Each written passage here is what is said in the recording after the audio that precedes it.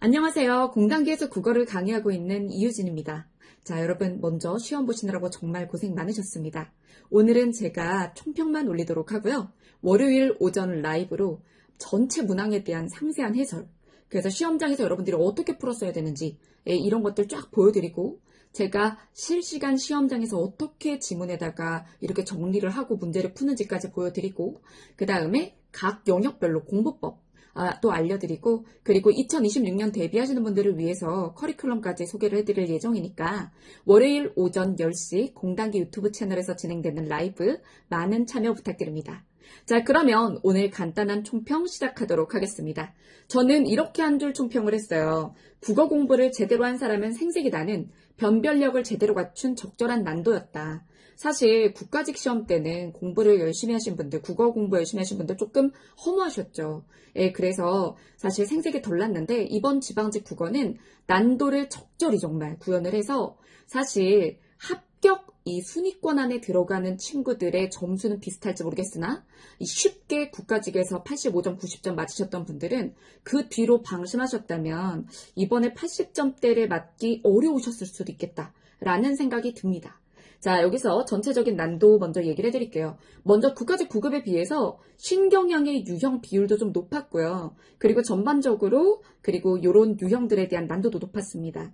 하지만 암기가 필요한 문법 유형 내지 않겠다든가, 그리고 실무에 필요한 어휘력, 문해력, 사고력 중심으로 내겠다고 한 점, 그리고 논리는 중등 수준에서 낸다라고 한 점, 요 약속을 인사혁신처는 다 지켰어요.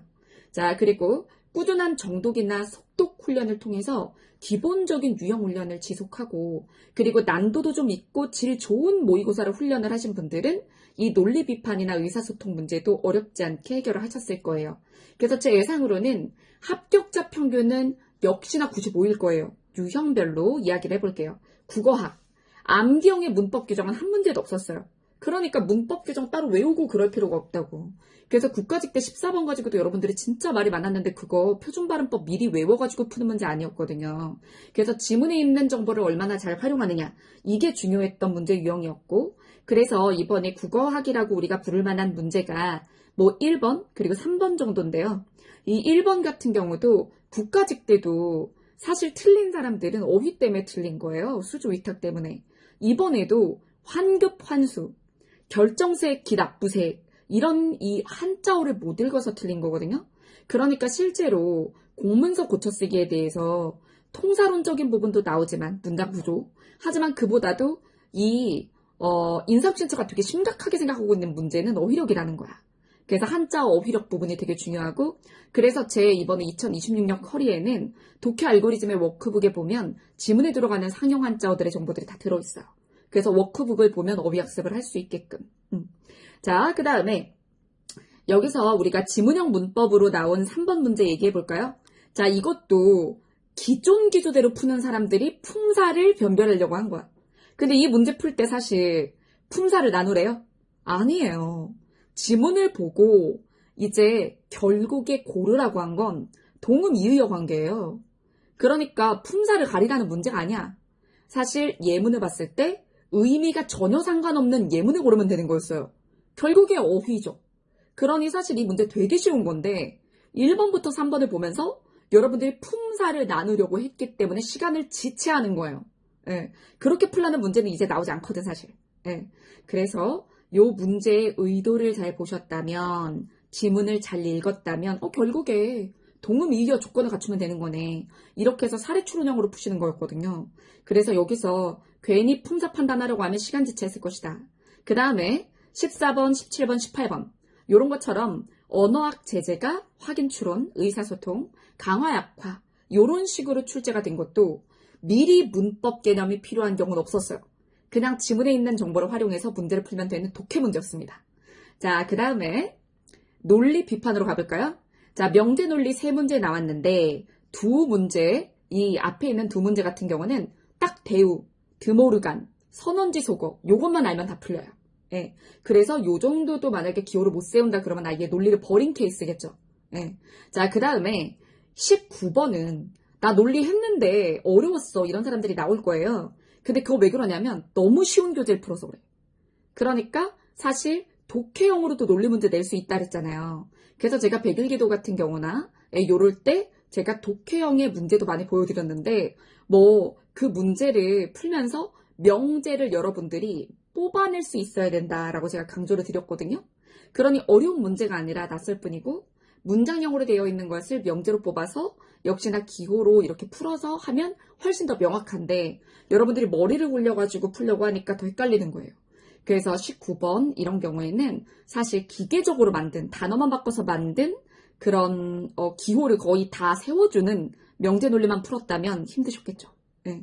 자, 그 다음에 국가직과 비교했을 때 확연히 어렵게 출제되었다라고 볼 수 있는 부분은 좀 비판 추론인데 18번 같은 경우 아마 문법 문제다라고 착각하신 분들도 많았을 겁니다. 하지만 이건 문법 문제가 아니에요. 각 선지를 보고 문법적으로 참이냐 거짓이냐를 따지는 게 아니었고요. 이 가불병의 주장을 요약한 다음에 그 밑에 있는 이 선지들이 가불병의 주장을 강화하는지 약화하는지 판단하는 것이어서 그래서 이거는 강화형 비판 추론이지 문법 문제가 아니었습니다. 그래서 문법에 대해서 안다고 해서 참거짓을 따지는 문제가 아니었기 때문에 득이 되는 문제가 아닌 거죠. 자, 그 다음 20번 역시 지문 요약을 통해서 논지를 도출하고 그 다음에 선지 정보가 해당 논지를 약화하는지 요걸 잘 따지는 사례 추론형의 강화 약화였습니다. 그래서 사실 모의고사를 쭉 풀면서 이제 강화 약화의 기준을 모호하게 잡았던 사람들 그런 분들은 이제 요 문제 두 개가 다 어려웠을 거예요. 자, 그래서 질 좋고 난도도 좀 있는 문제를 많이 풀어보셨어야 한다. 그리고 그게 기출엔 없다. 올해 제 2026년 커리에는 기출이 없어요. 대신 기출 문제 중에 쓸 수 있는 문제 다 뽑아봤자 300문제가 안 되거든요. 그래서 기타 증력까지 다 쓸어가지고 기출에서 쓸모있는 문제는 독해 알고리즘 코어 프로에 다 넣어놨어요. 그래서 기출 문제지가 따로 필요 없다. 그래서 기출 단계랄 게 따로 분리되어 있는 게 아니라 문풀서에 다 기출과 연습이 병합되어서 들어가 있다. 자, 그 다음에 구조독해, 확인추론, 응용추론, 의사소통 볼까요? 구조독해 유형인 배열 문제 6번, 그리고 응용추론 유형인 문맥추론 5번은 무난하게 출제가 되었습니다. 근데 확인추론 유형은요, 옛날 기출처럼 내용일치형으로 나오지 않고 알 수 있는 거, 알 수 없는 거, 그리고 미루어 알 수 있는 거, 미루어 알 수 없는 거 이런 것들의 판단까지 요구하기 때문에 그래서 더 이상 틀린 그림 찾기처럼 풀 수 없는 거예요. 그래서 막 내용일치형은 막 문제가 깔끔하네, 좋네 그렇게 표현을 하고 추론형 문제를 보면 문제가 애매하네, 더럽네 이렇게 얘기하시면서 선생님들의 모의고사를 평가하려 드신 분들 이런 문제에서 시간 지체하게 되는 겁니다. 애매모호하고 더러운 문제면 합격자들, 수많은 검토진들이 이미 걸렀겠죠. 그러니까 그런 선지가 필요하니까 들어가 있는 거거든요. 그러니까 이 모의고사에 대해서 쉬운 모의고사 좋아하고 그리고 난도 있는 모의고사, 추론형의 문제를 계속 회포하시면 이런 데에서 시간 지체하는 거예요. 그래서 내년 대비 하게 되신 분들 이제는 태도를 고치셔서 선생님들의 문제들에 대해서 평가하지 마시고 필요하니까 이런 문제를 배우는 거다 생각하고 받아들이셔야 됩니다. 아시겠죠? 자, 그 다음 그리고 4번의 개요 문제. 이때 제가 개요 문제 풀면서 선생님 기대 효과랑 향후 과제 헷갈려요 이런 분들을 위해서 정말 많이 내드렸죠. 이 개요 문제를. 그래서 문제 원인과 해결 방안의 대응, 그 다음에 기대효과 향후 과제의 역할의 구별 이런 것들을 충분히 연습하셨어야 무난하게 해결이 가능하셨을 것입니다. 그 다음에 이제 17번은 담화가 좀 긴 편이었죠. 자, 그래서 가불병의 발화 내용을 요약을 잘하고 그 다음에 대립 의견, 그 다음에 또 이제 끌어다가 앞에 의견을 동의하는 거 이런 것도 화살표나 반대 화살기호로 펜터치 하는 법 제가 알려드렸을 거예요. 그래서 이유준의 펜터치가 능숙하신 분들은 어려움이 없으실 것이다 라고 말씀드리고 싶습니다. 그래서 구조독해 확인추론, 응용추론, 의사소통 이 부분은 여러분들이 국어학이나 논리 비판에 비해서 되게 만만하게 생각하시는 부분인데 결국에 시간 지체는 여기서 벌어지는 거예요.